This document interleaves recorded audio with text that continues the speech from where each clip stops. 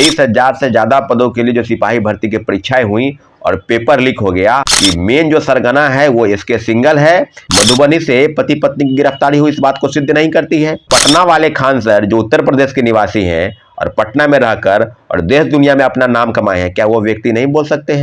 बिहार में बड़े पैमाने पर जो घोटाला चल रहा है, जो पेपर लीक का चल रहा है, जो पर्चा लीक हो रहा है, उसी के विषय में अब विभिन्न जितने भी शिक्षक हैं, जितने भी छात्र हैं, उनके मन में एक सवाल है कि बिहार दरोगा की परीक्षा जो 17 दिसंबर को आयोजित हुई और आज 10 दिन बीत गए, अभी तक आयोग के तरफ से कोई भी ऐसा नहीं आया है कि आप चीज़ों को आगे बढ़ा रहे हैं, पेपर लीक हुआ तो आप उसके बारे में क्या करें।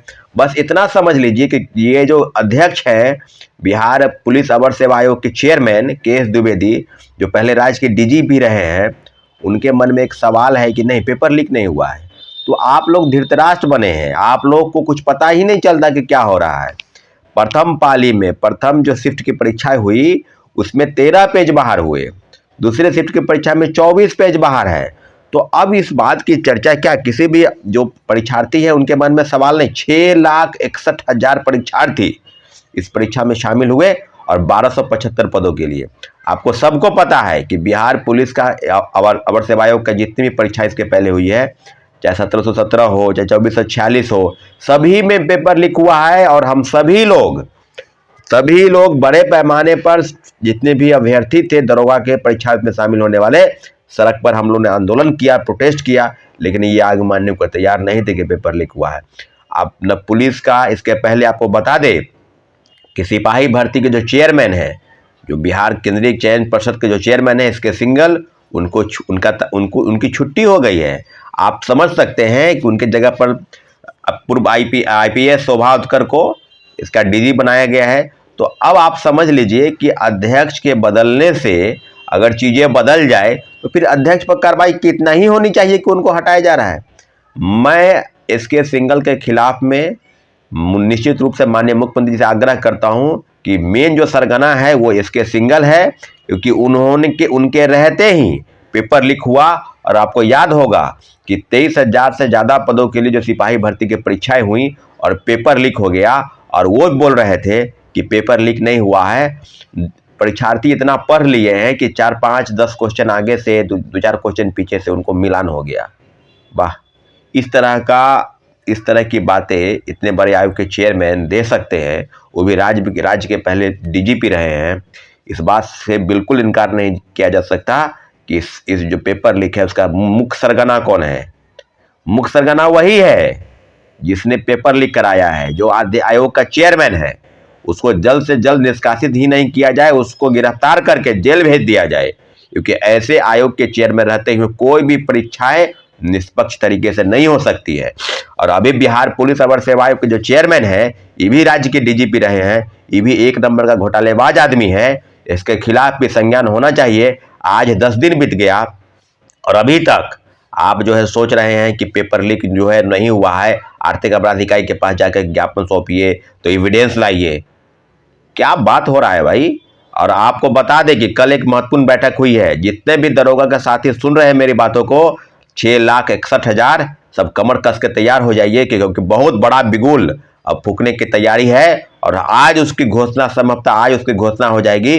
शिक्षकों के बीच बातचीत चल रही है, जितने भी छात्र हैं सभी के मन में एक सवाल है कि क्या बिहार पुलिस अवर सेवा आयोग की यही करतूत रहेगी? क्या विद्यार्थियों की मंशा पर पानी फिर जाएगा? तो सारे सवाल का जवाब है कि बड़े आंदोलन के रूप में हम लोग एकजुट होंगे और निश्चित रूप से इस तरह के कारनामे को, जिन्होंने पेपर लीक कराया है, क्या आपको पता नहीं है कि पेपर लीक नहीं हुआ? मधुबनी से पति पत्नी की गिरफ्तारी हुई इस बात को सिद्ध नहीं करती है।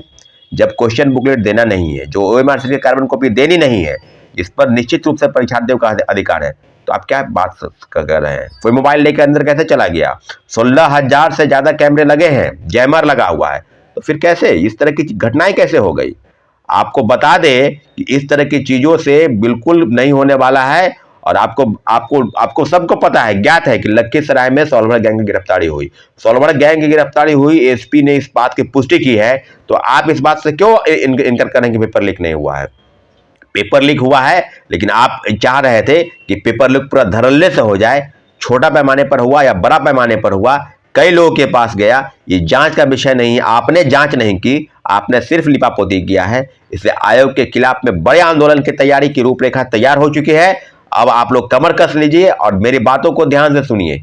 आंदोलन का नेतृत्व करता कोई नहीं है, छात्र उसके नेतृत्व करता है। शिक्षक आपका साथ देंगे या नहीं देंगे, लेकिन इतना जरूर है कि बातचीत चल रही है और निश्चित रूप से हम लोग अपने आंदोलन में कामयाब होंगे। और एक बड़े आंदोलन की तैयारी मुसल्लमपुर हाट में भी कल कुछ लोगों का हमने देखा कि वो विरोध प्रदर्शन कर रहे हैं विभिन्न जो इंस्टीट्यूट है उसके बाहर में।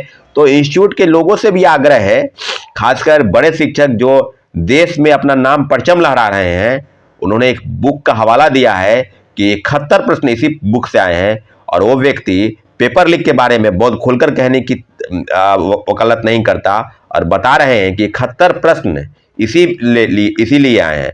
तो वो पटना वाले खान सर जो उत्तर प्रदेश के निवासी हैं और पटना में रहकर और देश दुनिया में अपना नाम कमाए हैं, क्या वो व्यक्ति नहीं बोल सकते हैं कि पेपर लीक हुआ है? आप दरोगा की भी तैयारी कराते हैं, आप ऑफलाइन ऑनलाइन और कितना लाखों हजारों विद्यार्थियों को आप पढ़ाते हैं, तो क्या आप ये नहीं कह सकते थे? आप प्रेस को बुला कर कह सकते थे, लेकिन आप बोल नहीं रहे। आप सिर्फ बता रहे हैं कि मेरे किताब से 71 प्रश्न आ गए। ऐसे ऐसे शिक्षकों को शर्म आनी चाहिए।